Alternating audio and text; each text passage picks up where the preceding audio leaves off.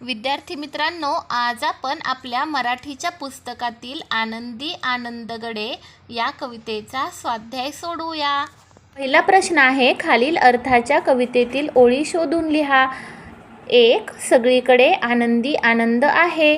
तर या अर्थाच्या कवितेतील ओळी आहेत, आनंदी आनंदगडे इकडे तिकडे चोहीकडे। पुढचा प्रश्न आहे, खुललेली संध्याकाळ आनंदाने गाणे गात आहे। तर या अर्थाच्या कवितेतील ओळी आहेत, खुलली संध्या प्रेमाने आनंदे गाते गाणे। पुढचा आहे, झरे संथ गतीने वाहत आहेत। तर या अर्थाच्या कवितेतील ओळी आहेत, वाहती निर्झर मंद गती। निर्झर म्हणजे झरे। पुढचा आहे, वेली व झाडे डोलत आहेत। या अर्थाच्या कवितेतील ओळी आहेत, डोलती लतिका वृक्षतती। प्रश्न दुसरा आहे, कोण ते लिहा। सोनेरी असलेले, सोनेरी असलेले सूर्यकिरण। आनंदात रंगून गेलेले, आनंदात रंगून गेलेले मेघ। मंद गतीने वाहणारा, मंद गतीने वाहणारा झरा। कूजन करणारे, कूजन करणारे पक्षी। प्रश्न तिसरा आहे, उत्तरे लिहा। आनंद कोठे फिरत आहे। उत्तर, आनंद चोहीकडे फिरत आहे। लतिका कोठे डोलत आहेत। उत्तर, लतिका वनांमध्ये डोलत आहेत। चौथा प्रश्न आहे, तुम्हाला कवितेतील कोणत्या ओळी आवडल्या का ते सांगा। तर या प्रश्नाचे उत्तर आहे, मला कवितेतील पुढील ओळी आवडल्या। वाहती निर्झर मंद गती, डोलती लतिका वृक्षतती। पक्षी मनोहर कूजितरे, कोणाला गातात बरे। या ओळींमध्ये मंद गतीने वाहणारे झरे, डोलणाऱ्या वेली आणि झाडे तसेच मधुर आवाजात गाणारे पक्षी या सर्वांचे अतिशय सुंदर वर्णन केलेले आहे, म्हणून या ओळी मला आवडल्या। पुढचा प्रश्न आहे, विचार करा व सांगा। प्रश्न पहिला, तुमच्या मित्रमैत्रिणीला आनंद होईल यासाठी तुम्ही काय कराल। तर या प्रश्नाचे उत्तर आहे, माझ्या मित्रमैत्रिणीला आनंद होईल यासाठी मी माझ्या आईने डब्यात दिलेला गोड खाऊ त्यांनाही देईल। पुढचा प्रश्न आहे, निसर्गातील कोणत्या गोष्टींपासून तुम्हाला आनंद मिळतो। या प्रश्नाचे उत्तर आहे, निसर्गातील सुंदर फुले, फळे, पक्ष्यांचा किलबिल आवाज, आकाशातून पडणारा पाऊस या सगळ्या गोष्टींपासून आम्हाला आनंद मिळतो। पुढचा प्रश्न आहे, लिहिते होऊया। तर पहिला प्रश्न आहे, तुम्हाला आलेला आनंददायी अनुभव 6 ते 8 ओळीत लिहा। या प्रश्नाचे उत्तर, माझा परीक्षेत प्रथम क्रमांक आल्यामुळे माझे आई बाबा खूप खुश झाले। ते मला सायकलच्या मोठ्या दुकानात घेऊन गेले आणि माझ्या आवडीची निळ्या रंगाची सायकल त्यांनी मला भेट दिली। माझी खूप दिवसांची इच्छा पूर्ण झाली, त्यामुळे मला खूप आनंद झाला।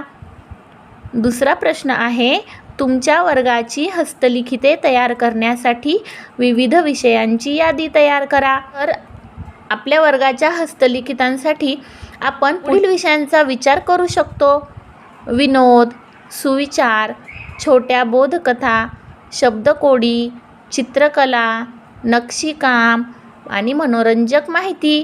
पुढचा प्रश्न आहे, खेळू या शब्दांशी। पहिला आहे समानार्थी शब्द, मोद। मोद या शब्दाला समानार्थी शब्द आहे आनंद, हर्ष। वायू, वायू शब्दाला समानार्थी शब्द आहे वारा, पवन। नभ, नभ शब्दाला समानार्थी शब्द आहे आकाश, गगन। नेत्र, नेत्र शब्दाला समानार्थी शब्द आहे नयन, डोळे। चित्त, चित्त शब्दाला समानार्थी शब्द आहे मन, ध्यान। कौमुदी, कौमुदी शब्दाला समानार्थी शब्द आहे चांदणे, चंद्रप्रभा। वृक्ष, वृक्ष शब्दाला समानार्थी शब्द आहे झाड, तरु। पुढचा प्रश्न आहे, विरुद्धार्थी शब्द लिहा। सुख, दुःख, सुख शब्दाचा विरुद्धार्थी शब्द आहे दुःख। इकडे तिकडे, रडणे, हसणे। तिसरा प्रश्न आहे, इकडे तिकडे चोहीकडे या ओळीप्रमाणे परिसरातील वस्तूंचे वर्णन करून लिहा. त्यांनी आपल्याला उदाहरण दिलेले आहे. त्या उदाहरणाप्रमाणे आपल्याला परिसरातील वस्तूंचे वर्णन करायचे आहे. तर आपण असं लिहू शकतो, फुले फळे चोहीकडे, प्राणी पक्षी चोहीकडे, फुलेच फुले चोहीकडे, वृक्षवेली चोहीकडे, चंद्र चांदणे चोहीकडे. पुढचा प्रश्न आहे, खालील शब्दांसाठी यमक जुळणारे शब्द लिहा. यमक जुळणारे शब्द म्हणजे काय? कवितेमधील काही ओळीमध्ये ओळीच्या शेवटी दिलेले काही शब्द असतात. त्या शब्दांचे उच्चार सारखे वाटतात, म्हणून अशा शब्दांना यमक जुळणारे शब्द म्हणतात. आपल्याला खाली 2 शब्द दिलेले आहेत. त्या शब्दांचे आपल्याला यमक जुळणारे शब्द लिहायचे आहेत. पहिला आहे फिरलो. फिरलोचा यमक जुळणारा शब्द आहे हरलो. पुढे आहे नाद. नाद शब्दाला यमक जुळणारा शब्द साद. वादसुद्धा इथे आपण लिहू शकतो. पुढे आहे आपण समजून घेऊया. सलील आंबा खातो, मुले डोंगर चढली, पावसात मोर नाचतात. अशी काही वाक्ये आपल्याला इथे दिलेली आहेत आणि त्या वाक्यामधील अधोरेखित केलेले जे शब्द आहेत, खातो, चढली, नाचतात, तर हे शब्द क्रिया दर्शवणारे शब्द आहेत. म्हणजे या शब्दांमुळे वाक्यामध्ये नेमके काय घडलेले आहे हे आपल्याला कळते. म्हणजे या शब्दांमुळे वाक्याचा अर्थ पूर्ण होतो. म्हणून असे वाक्याचा अर्थ पूर्ण करणारे जे शब्द असतात, क्रियावाचक शब्द असतात, त्यांना क्रियापद असे म्हणतात. इथे आपल्याला काही वाक्य दिलेले आहेत आणि त्या वाक्यातील आपल्याला क्रियापदे ओळखायची आहेत. पहिले वाक्य आहे, मुले लवकर घरी गेली. या वाक्यामधील क्रियापद आहे गेली. मुलांनी अभ्यास केला. या वाक्यामधील क्रियापद आहे केला. परागने ससा पकडला. या वाक्यामधील क्रियापद आहे पकडला. आज आम्ही खूप खेळलो.